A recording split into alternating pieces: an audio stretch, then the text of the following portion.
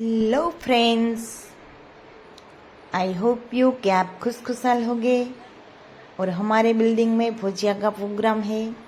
आप देख रहे हैं, गांव में जैसा चूल्हा होता है ऐसा चूल्हा किया है, ऐसा तवा है और हमने भुजिया का प्रोग्राम किया है। भुजिया बहुत अच्छी तरह से बनाए, देखिए वक्कल वक्कल के। देखिए ये मसाला है भुजिया का, बहुत टेस्टी बना था। ये हमारा पार्किंग है, पार्किंग में बच्चे खेल रहे, देखिए। ये हमारा ग्राउंड है, देखिए। हाय, शर्मा गई दीदी, बाय।